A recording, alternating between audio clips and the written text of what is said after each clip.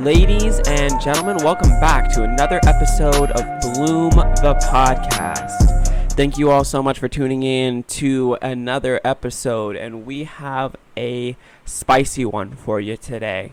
Hope you guys are all ready to jump straight into the episode because I know I am. If you guys are new here, thank you so much for tuning in. I am your host, Donovan.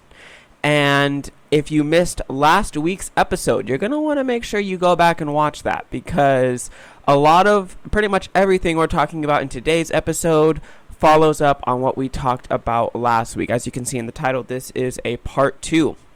As you can also see from the title, we've got spicy questions for the boys.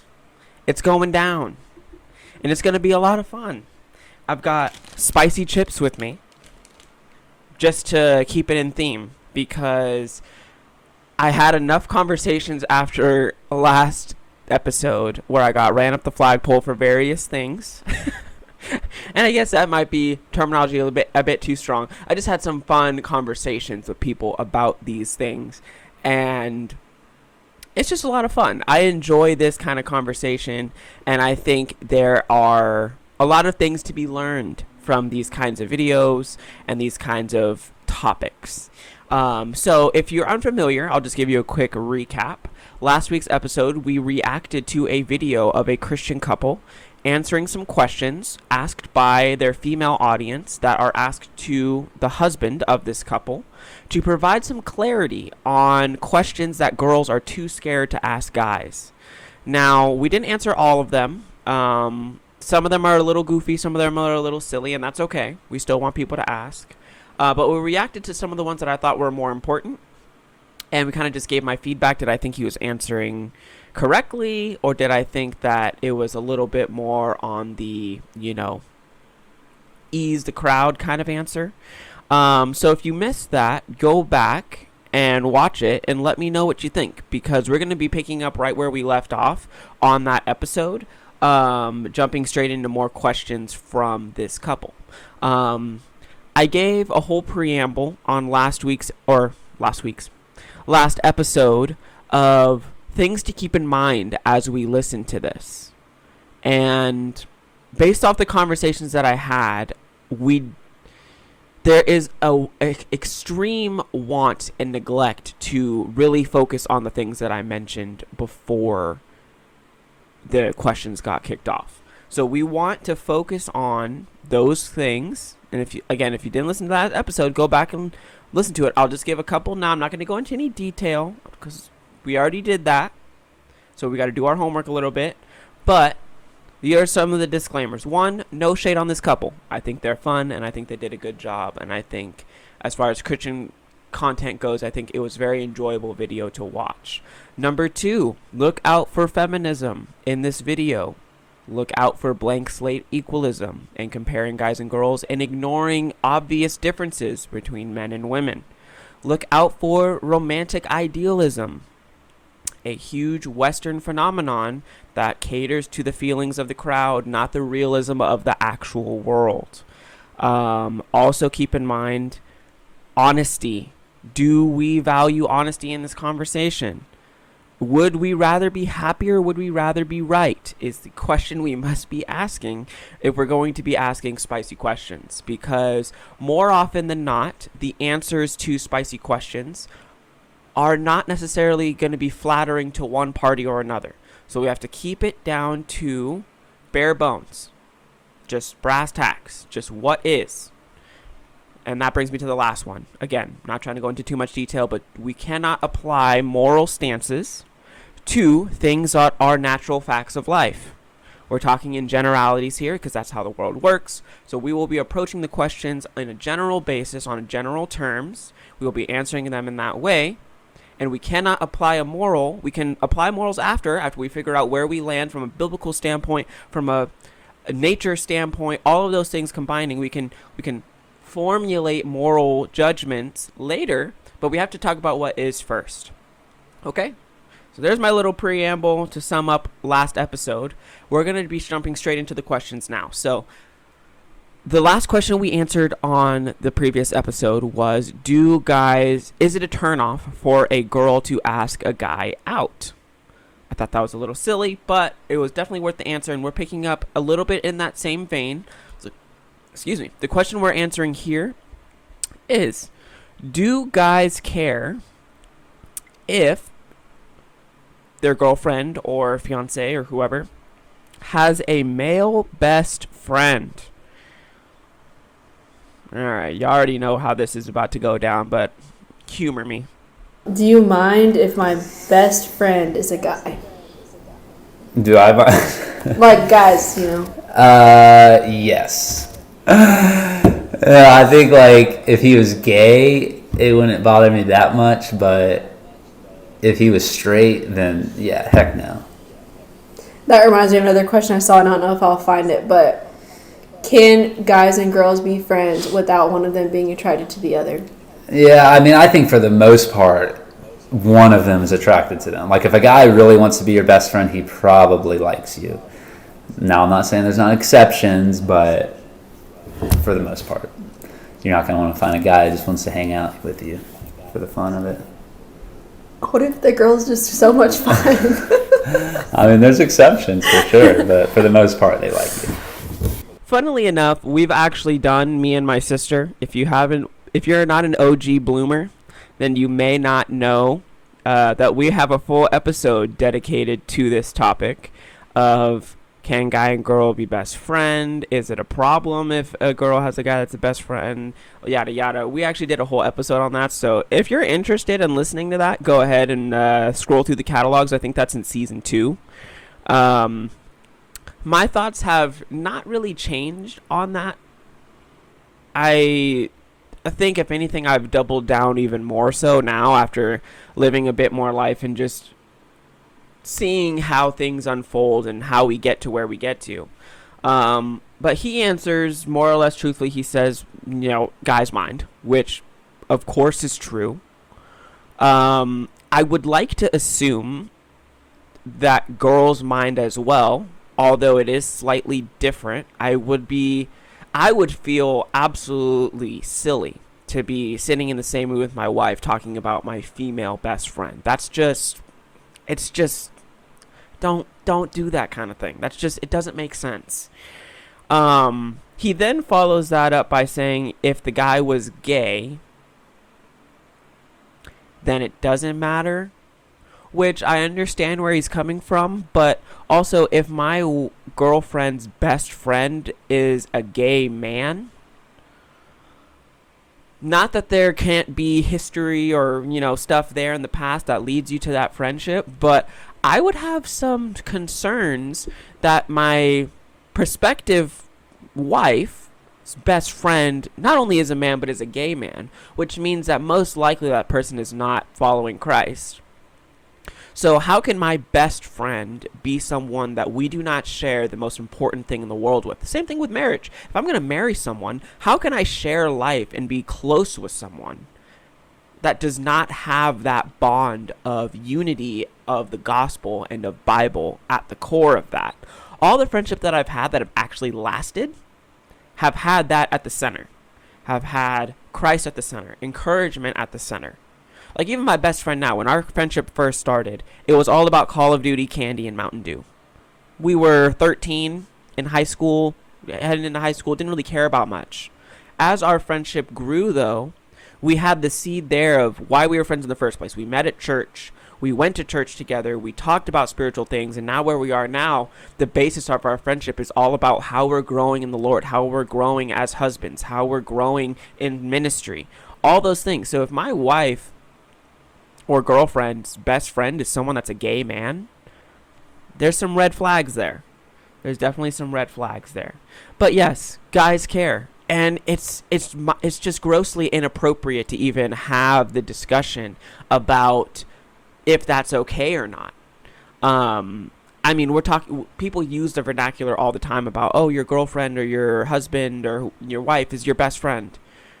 Yeah, that's appropriate, I guess, if you want to use that terminology in the confines of the relationship. But once you start breaching outside the relationship and saying, oh yeah, this guy or this girl is my best friend who I'm the closest with, apart from you, of course, right? Because that would be weird.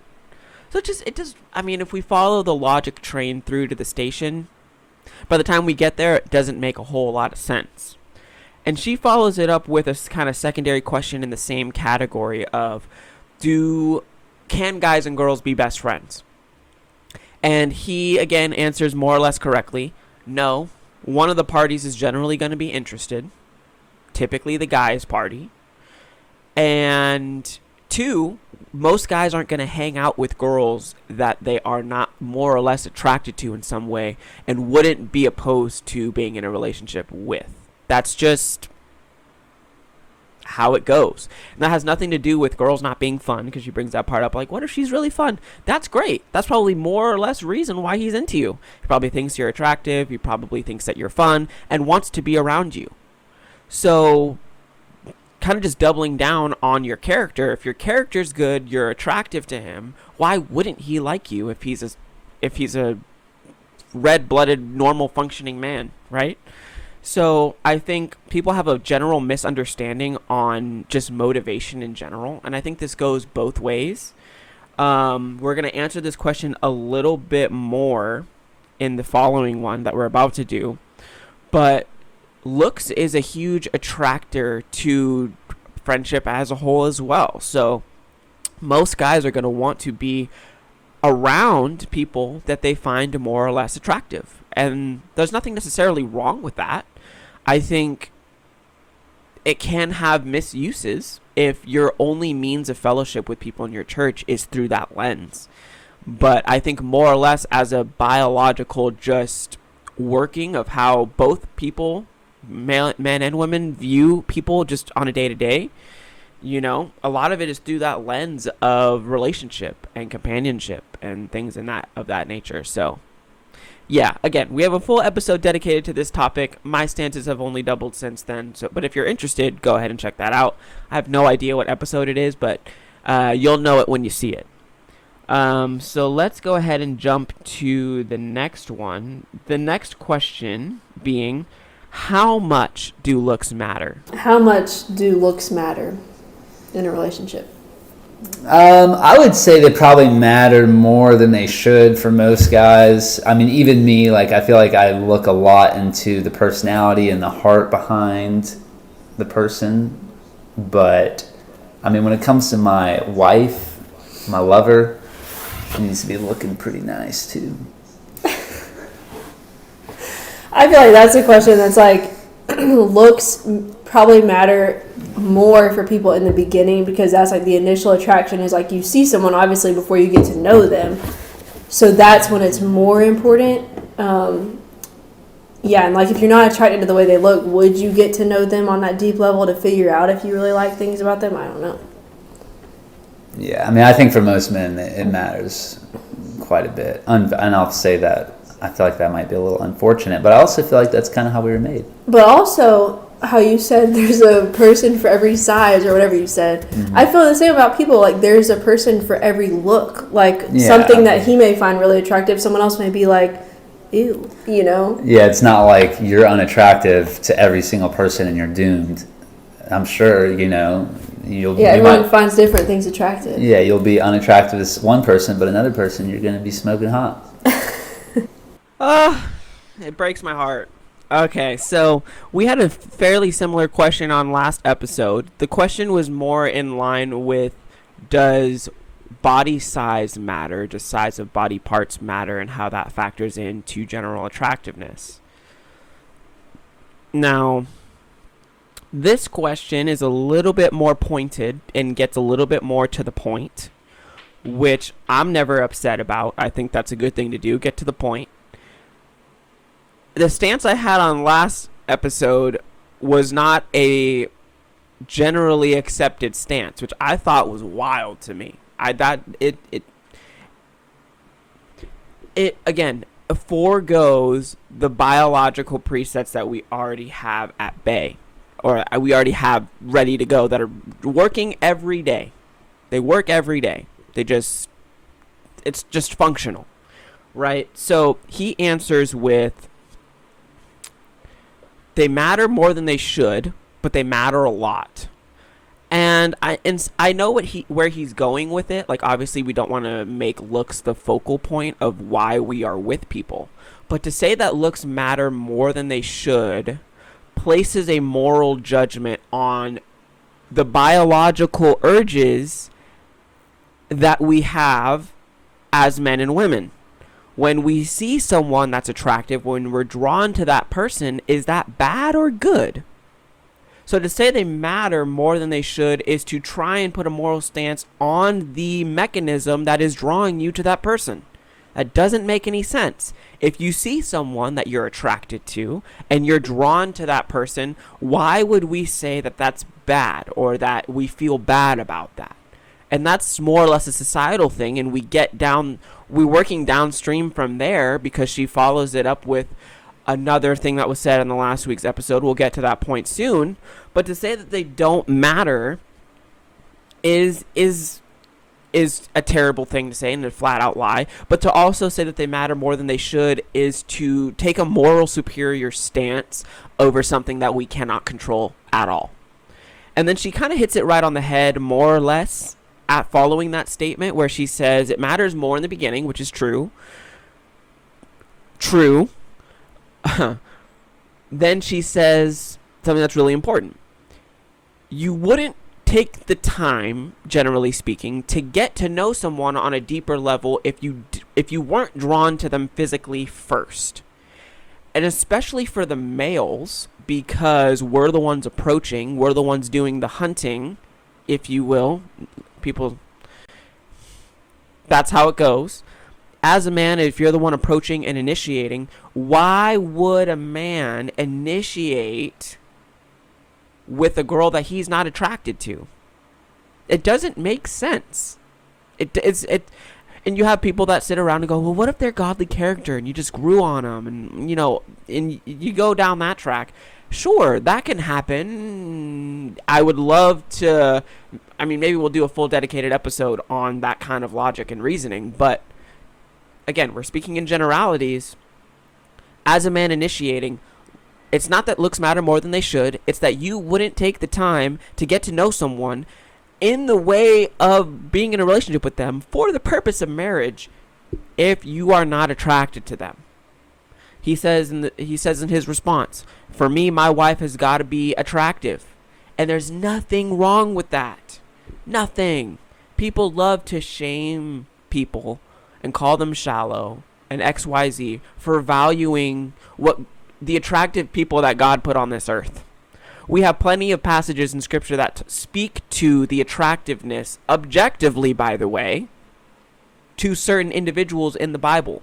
Nowhere in Song of Solomon do we get the idea that he isn't focusing on physical attractiveness in his wife.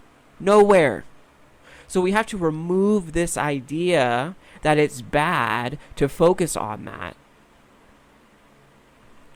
and start just accepting it is what it is. And again, I think it's really important to emphasize, because in the Christian community, if you are abiding by what Scripture calls you to as a single person coming up looking for a relationship, you're called to purity, which means you're not having sex with people. You're not going around, exploring, seeing what you like, what you don't like, yada yada, just with everyone on the block. So in most cases, if you're abiding by the Bible, the person you marry is going to be the person that you have sex with for the first time for the rest of your life. And if we're going to try and separate sex from physical attraction and desire, foolish, silly, we should not do that. Why would we as Christian people want to enter into a marriage where the physical component is not at least prominent and you're drawn to that person physically, if that's the person that you're going to have sex with for the rest of your life as a Christian? You open yourself up to so many problems if that's not there already. Because again, you cannot negotiate genuine desire. If you desire someone physically, like she said, you see someone you're attracted to, you pursue that person. It's biological, just happens.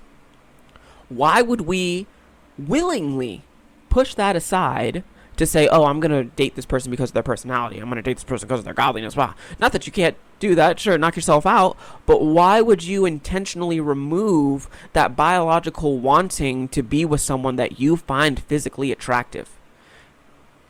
I don't understand it. I can't get behind it. So,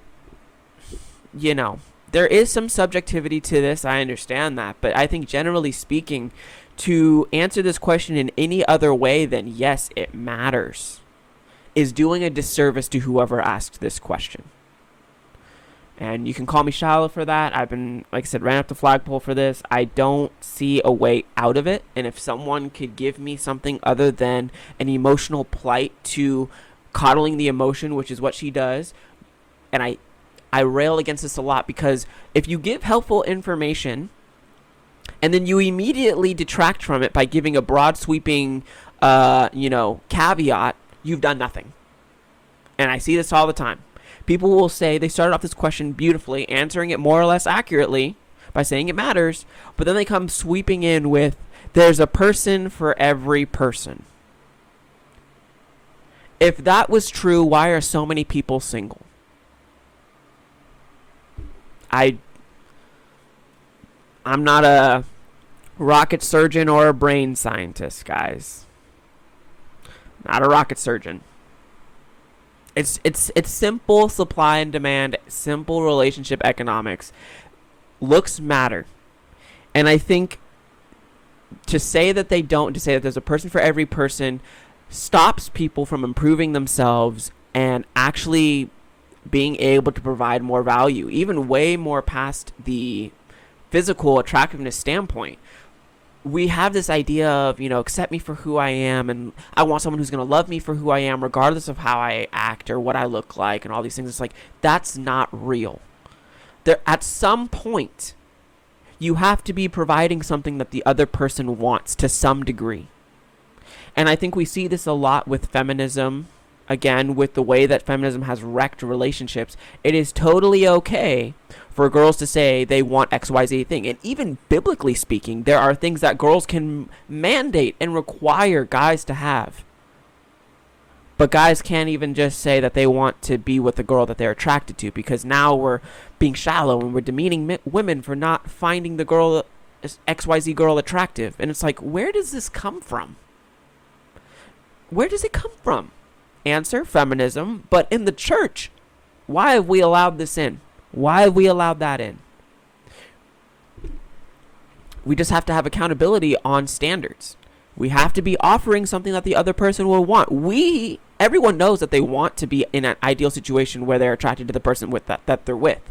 So if you feel that way, why don't you also want to be the best version of yourself for the person that you're going to marry? And I'm not saying you have to put on tons of makeup and just work out till you're, model runway status. No one's saying that. Everyone gets so extreme with it. But why don't you want to be healthy? Why don't you want to be more or less fit? Why don't you want to be the most presentable version of yourself, especially to the person that you're married to? Why does the person that you're married to have to deal with you just accepting the fact that you have areas that you could improve on? I don't really think that's beneficial for anyone. I think we should be encouraging people to be healthy and to be fit and to be fashionable and to be presentable and to be things that other people desire to some degree. I'm not trying to preach man pleasing or anything like that, but again, everyone has standards that they hold other people to, but very few people hold themselves to those same standards. So all I'm calling for is a little bit of consistency in this department, because a lot of it is just extremely lacking. It's extremely lacking. And, I think relationships as a whole would benefit greatly from a little bit more honesty with people in this way. So to come along and say there's a person for every person creates the environment that allows people to be sedentary with their progress and with growth. And people start focusing on everyone else's things that they bring to the table but have nothing to do with themselves. So in some ways, you want to be the person that you're looking for. If you say you want someone to be hardworking and you want someone to be kind, compassionate, driven. You want someone to be, disciplined. But yet you're sitting over here saying, "Oh, there's a person for every person." That doesn't apply to me because Western romantic idealism. Then, I can't do anything for you. So, yeah, I think it's important to talk about it, and it's important to be honest with it. And it doesn't necessarily stop here. I think there's a few more questions that are in this same vein that will very much highlight what we're talking about here. So we'll go ahead and jump to the next one here. What is the next one? Next one is, do men prefer fearless and hardworking women or feminine, nurturing women? So let's see what we're talking about here. Do guys like when girls are feminine and delicate or hardworking and fearless? Yeah, I think for the most part, if I had to take a vote, I would think most guys would say that they like their women to be, what was the words? Feminine and delicate, or hardworking and fearless. Yeah, I think most men would prefer the feminine and delicate. Of course, there's going to be guys out there who are into the hardworking and fearless, but not for me. I mean, I like that hardworking. Yeah, I feel like hardworking is good for anyone. But I feel like I know what she means by that question. Yeah. We know where you're getting at with that. And I think most men would love their woman to be hardworking, would love them to be feminine, would love them to be delicate. Maybe not too delicate, though. And fearless, I think some guys would like that. Some guys might be like, I don't want you to be more fearless than me. Yeah, I think if you're like, come on, you little wussy, like that, I would not like that. Okay. This is an important question, and I think there is a lot here that could be expounded upon that I don't necessarily have time to get to all of it, but I will do my best to be as thorough as possible. The question being, do men prefer feminine and delicate women or fearless and hardworking women? First problem with the question. Feminism has put a lens over women that removes hard work from the feminine and delicate aspect of women. So it's either you're a career go-getter, fearless, boss babe, hard worker, or you're this damsel in distress, just kind of, I'm a woman and I just sit here on my hands and do nothing kind of woman. And those are the two options that you have to fall into. While biblically speaking, hard work is a huge part of femininity in so many aspects of providing for your family at home and providing for your husband in all of the ways that wives do, whether it's, providing emotional support, or whether it's cooking a meal, or whether it's keeping the house in order, or whether it's being with the children. There are so many things that take so much work. I just think of my mom. My mom is one of the most hardworking people I know. She's not some, boss babe woman, but she is a hardworking feminine woman who worked tirelessly day after day to homeschool us and to cook for us and to keep the house in order and to assist my dad with whatever comes up and to look at budgeting and bookkeeping and all these things that my mom did. So the feminist view of removing hard work from the feminine woman is already a huge problem. So they did a good job of bringing back hard work into the equation for the feminine woman, because he answers the question kind of right on the head. Most guys want a feminine woman. A masculine man wants a feminine woman. No masculine guy wants to have to out masculine his wife. And that's just a fact of life. We as men who work every day and are charged with the task of providing and charged with the task of provisioning and protecting and security for our family and for our wives. No one wants to have to be in competition with their wife in that department. Those two things don't match. If I'm already providing this over here as the man, why does my woman need to also be doing that? Why wouldn't my woman want to counterbalance me with the other things? Not that she's not hardworking, but in different aspects. So this hardworking, fearless, she's just out there, boss babe. No, no, no, no.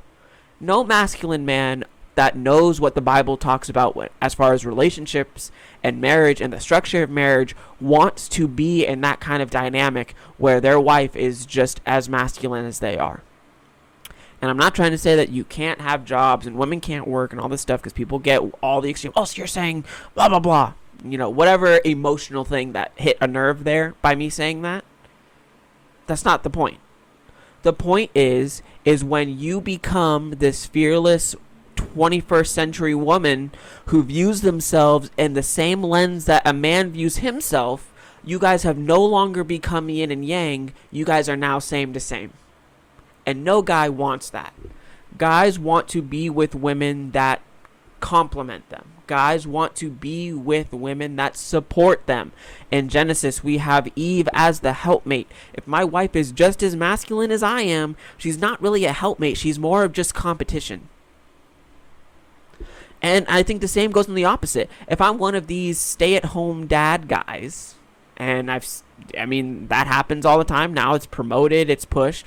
That is completely against what we see the call to masculinity to be in the Bible, of being able to provide for your wife, leaving your family to be able to provide for your new family. All of those things, completely against it. And that now becomes kind of the counterbalance in a feministic society, where you have a woman who's fearless, hardworking, and goes out and does all these things, and you have the man who compliments her as the helpmate, as the stay-at-home dad, and hangs out with the kids and does all those things. And then you have a little bit more compatibility there, but it's so unbiblical and it never lasts. It doesn't work. It's not what's mandated and called to in Scripture. So I think if we're speaking from a biblical lens, even from just a biological lens of what people desire, I think we know what our answer is when it comes to what do men prefer. Men want to be with feminine women, or I should say masculine men want to be with feminine women. And again, associating certain words with one side or the other is dangerous if you are not careful. So I would just encourage people, especially for a woman asking this question. I don't know who this is, but I have to assume, and I could be totally wrong. I would love to know where the heart of this question came from. But when I'm thinking of this question, I'm thinking of it as someone who is a career person and wanting to know if guys like that or dislike that. And the real thing that I think that women don't understand is that guys don't necessarily care one way or the other about what your career is, because it doesn't impact us in the same way. So if the person that I'm speaking to and thinking about dating is a career-driven person, and she has this really great, degree and job lined up, and she's a high earner person, it doesn't really matter to the guy, because we still have the same calling regardless of how much money you make. We're still called to provide for you no matter how much money you make. And that money doesn't apply to us the same way as it does to you. If you look at, and this is kind of breaching out from a biblical context, but if you look at a society today with divorce courts and things of that nature, tell me the situations you see where men are taking women to court in divorces for their money. Doesn't happen. Does happen the other way around, though, because we have a society that prioritizes the protection of feminism and women, where it doesn't prioritize protection of men and their livelihood. So women's careers don't apply to men in the same way that women think that they do, because the opposite is not true. Men's careers definitely impact the woman's life for sure. If you're married to a guy that has a job at McDonald's, he's not going to be able to provide the same type of security, provisioning, and protecting as a guy who has a different job. I don't know, he's a doctor or whatever the heck. I don't know. We're talking about extremes here. But the level of earning potential and providing potential that a guy has in his career, that type of value transfers over way differently than it does to the woman. And there are certain scenarios where the woman makes more than the man for a time, and that's okay, and those things work themselves out. Every scenario is unique and different in aspects, but the man should be pursuing work and pursuing disciplines that allow him to provide for his wife in a way where she doesn't need to do that. So, again, there's a lot more that could be said for that, but I'll kind of leave it there so we can get to this last one. Because I think this last one kind of ties up the knot extremely well. So, let's see here. Do you think about other women in marriage or relationship? No. Other guys.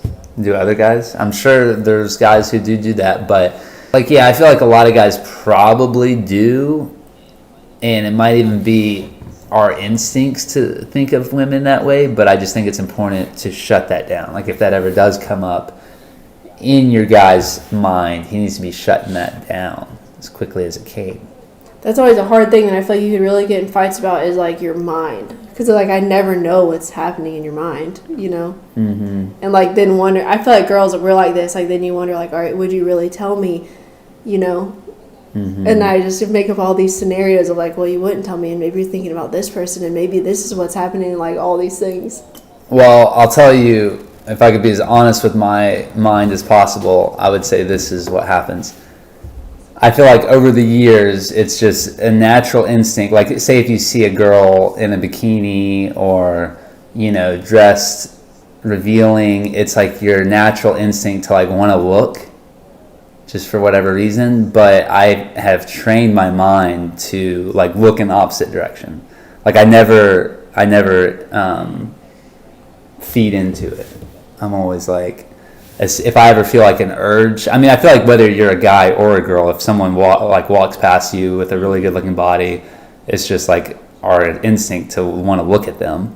Even if a guy walks past me with a really good looking body, I'm like, yeah, and I feed into it now. But I was joking. But I bet so many people think I'm gay. But if I see a woman, then I've trained my mind and my eyes to go, nope, don't look at that. And I just don't feed into it. I just cut it off immediately. Yeah, I feel like those are two different things, like the urges and what you do with it. And the urges are like natural, and there's really, you can't help it, but what you can help is how you respond to the urge. So making that choice of like not feeding into it is the most important thing. I'm sure you guys are probably know where I'm about to go with this. The question being, do you think about other women? Do women come across your mind? A very comparative question. Women want to know, are you being compared to other women on a daily basis? You know, what does that look like in the male brain? Circling back, what does he say? When it comes to looks, he says, when I see someone that is attractive, for both parties, when a girl sees someone who's attractive, when a guy sees someone who's attractive, what is it what does he call it? He calls it instinctual, biological urge. It's a biological urge. So if we go back to the other question of, do looks matter? What are your biological urges telling you? What are your biological urges and instincts telling you about that question? Because I can walk down the street for an hour and say unattractive or attractive without blinking with every single person that I walk past, male or female, because it's biological. Has nothing to do with morals, has nothing to do with shallowness, has nothing to do with making it more important than it needs to be. It's about what you do naturally. What is your fleshly nature doing? It's just, we can have the question back there where they answer and they beat around the bush about, oh, there's a person for everyone, yada, yada, yada. But yet there's a clear objectiveness to what's happening here of you're seeing an attractive person. They didn't say, oh, an attractive person to me. They said you see an attractive person, either she's wearing revealing clothing or she's in a bikini or something. And what do? You look. You look with your eyes.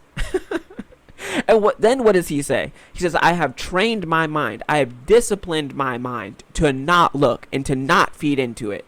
You only have to train yourself and discipline yourself to do things that are difficult to not do, or vice versa, difficult to do. He's training his mind to not look because he does it naturally and it comes to him naturally. The flesh wants that, and he has to say, no, I'm not doing that. I'm married. I'm with a woman I love. I know what scripture says about lust. I know what the scripture says about adultery. I'm not feeding into that. Has nothing to do with him prioritizing looks or not prioritizing looks, or looks mattering and not mattering. The biological fact is that it matters, and it happens without you having to tell yourself to make it happen. It just does.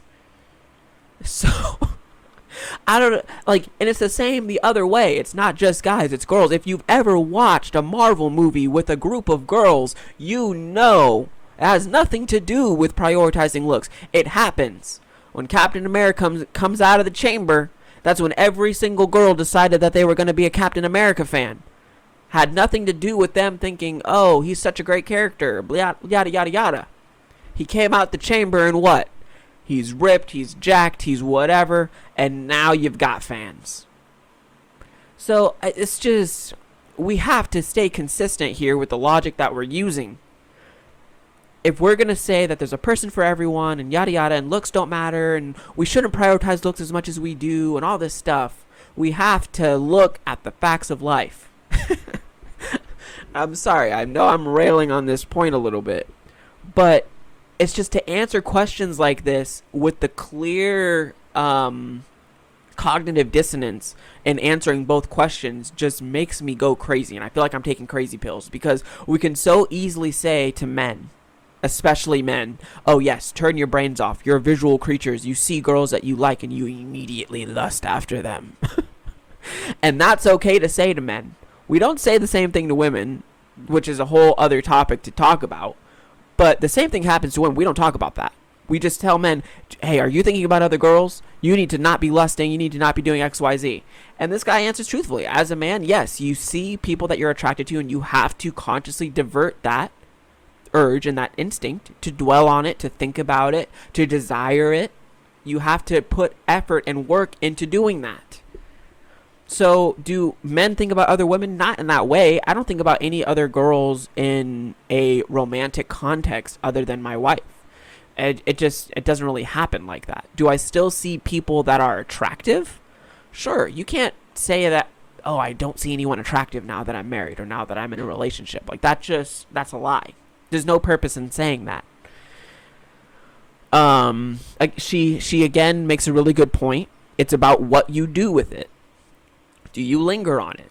Do you think about it? Do you talk about it? And that's one of the other reasons that I kept this question in. I want you guys to imagine what a guy verbalizing his attractiveness to other women would do to his relationship and how that would be received.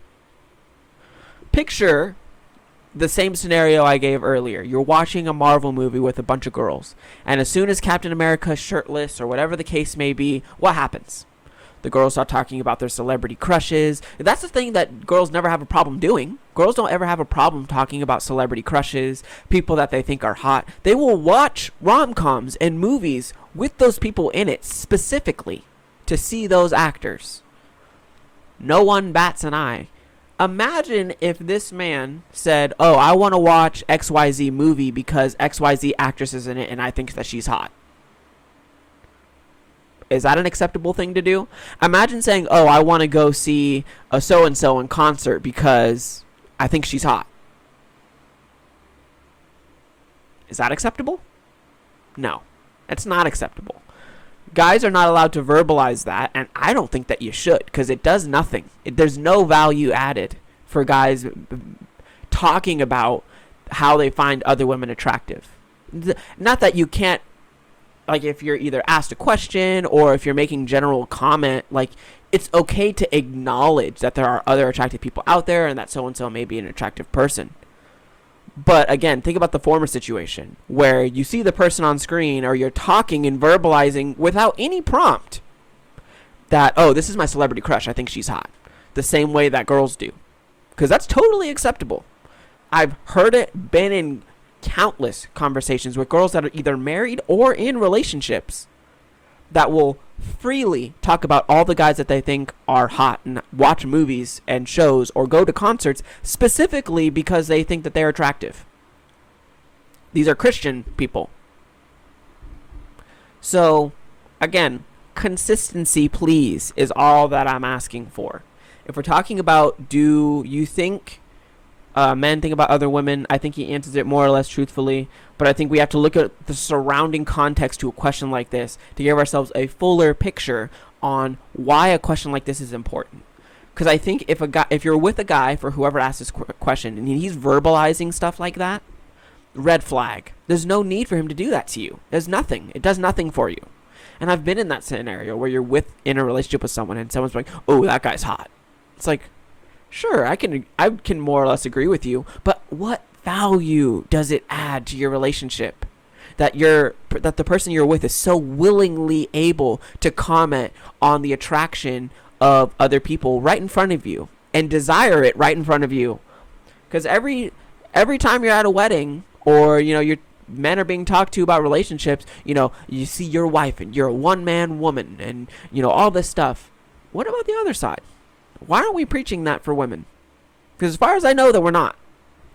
I've never heard anyone say it. If anything, the opposite is encouraged. So, again, I could talk about that for much longer and could probably do a full dedicated episode on that, but I digress. I think, circling back, because that is the last question for today, that is the last spicy question for the boys. Again, huge shout out to them. It's been a lot of fun reacting to them. I think they did a good job being entertaining and answering with some really good points on certain aspects of these questions. If you guys disagree or agree, comment it below in the comments. I want to know about it. I'm sure I'll be in more conversations with you guys as we go, as this episode gets dropped. But yeah, I want to hear what you guys have to say. And if you guys have your own spicy questions for me, maybe I will do a part 3 of your guys' submission questions to me, and I can answer them for you. I'm happy to do that. So, yeah, it's definitely something to think about. Definitely make sure you follow me on Instagram, because if that is what ends up happening for a part 3, I will be submitting question and answers on either the Bloom page or my personal page. So if you don't follow either of those, go ahead and follow both, so that way you don't miss out on any future content for Bloom the Podcast. Don't forget to like, comment, and subscribe so you'll be the first to know when new episodes drop. And I will see you guys on the next episode.